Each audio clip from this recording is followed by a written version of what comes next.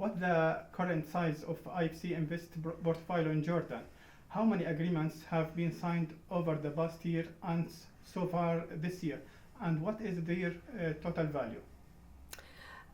So thank you, Mohammed, for inviting me, and I'm happy to be here with AlMamlaka. IFC, International Finance Corporation, currently has a portfolio of about $500 million invested in 26 projects across different industries. And in terms of what we have been doing recently, we have invested in the banking sector through the first green bond issuance in the banking sector with Jordan Kuwait Bank, and the first sustainability bond with the Ahli Bank. Also, we supported the tourism industry in Aqaba through the Oasis Hela investment. And we very much also work on a number of advisory projects that have progressed recently in the areas of developing certain sectors and segments of manufacturing. What is the projected investment volume for the rest of this year? So the most important investment we are hoping to see reach financial close by the end of this year, in 2025, is the national carrier, the Aqaba-Amman Water Desalination and Conveyor Project. It's a major project, and IFC is working closely with the other investors, lenders, and with the government to make sure it is achieved in the most cost-effective manner, and it brings a much-needed increase in the water supply in Jordan.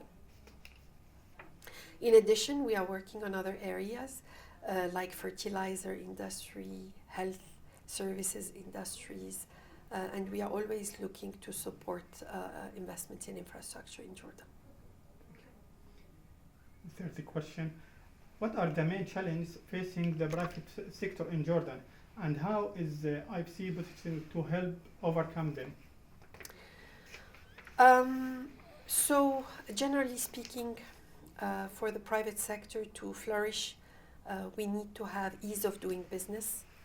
And I believe the economic modernization vision and the current team in government are all pushing in that direction. So it requires speed of decision making, ease of giving the permits, and enabling competitiveness.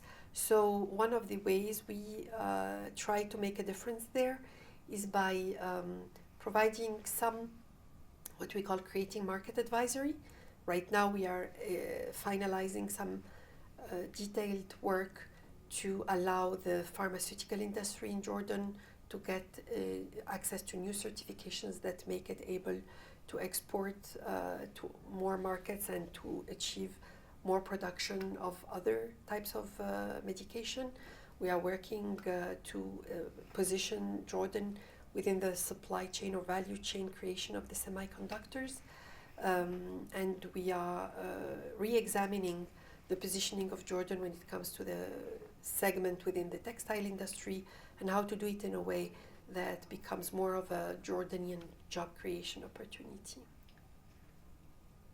Almost 4 years in your role as regional vice president. What would you say you are mostly proud of in terms of initiatives your team spearheaded in Jordan? So first of all, I'm extremely happy that in these 4 years, Jordan has become a regional hub for IFC with 80 professionals and regional leadership members based in Amman. This is important because it shines a light and it brings a lot of our regional initiatives and efforts to the region. Second, I'm very happy that we are working with multiple stakeholders in the country to break one of the paradox that in Jordan you have extremely good human capital, and yet women participation to the labor market in Jordan is one of the lowest in the world. And so we fully subscribe to the economic modernization vision target to double women participation. And as part of that, 3 of the initiatives we seeded in these 4 years, and I'm hoping will continue, are 1, Care Arabia, which I will meet with some of the stakeholders there. The idea is to address one of the main reasons why women exit the job market is the lack of affordable childcare. So IFC has worked with more than 50 nurseries and has supported 9 companies establish access to that on premise of their offices. So that's 1. Second, when it comes to the entrepreneurship ecocycle, particularly the startup ecosystem, globally women are low participants. So we have She Wins Arabia initiative, which has supported 15 Jordanian startups led by women to understand the ecosystem, to establish their business model, and to succeed in their in starting with their fundraising. And third is the 1001 Star Initiative, which we launched here in Jordan last summer, which basically is for 7 of the Middle Eastern countries where we have significant gaps in employability of women, youth that have that are not in employment, no longer in education, and not in a training, the needs segment, and for the forcibly displaced people and the people with disability, which unfortunately you get more disability when there is a lot of conflict, of course. So that one we have progressed with Jordan Kuwait Bank to look at providing 600 opportunities for access to banking services and financial literacy that enables those 600 individuals to be more productive and successful in their careers. Yeah. Okay. Stand by. Camera rolling. 4, 3, 2. What about your work on supporting different industries in Jordan, and how does the IFC prioritize its project in Jordan, and what criteria are used to ensure the alignment with the country development goals? It's a very important question, Mohammed.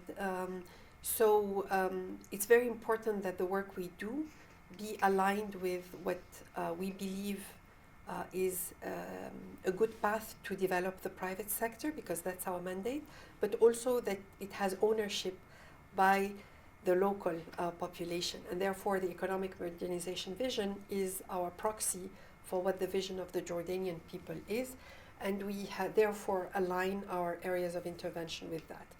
So, for instance, the World Bank Group is putting job creation at the heart of its results. Jordan is putting job creation at the heart of its developmental vision, and to achieve that, we are looking what are the sectors and investments that can enable further job creation. For instance, when you support infrastructure like water, logistics, energy, it allows a greater competitiveness of the economy. It's an enabler on top of which ICT, you can build a lot of investments. For instance, we have supported recently a virtual reality company, Views, which broadly speaking, everything related to the tech industry and to startups and entrepreneurship ecosystem, when you have a high quality human capital, it's a good opportunity to double down on that sector. And I met with the ISSF, which is a Jordanian entity that tries to support that nascent ecosystem of venture equity, and we will be supporting them next as our colleagues from the World Bank complete their sovereign support.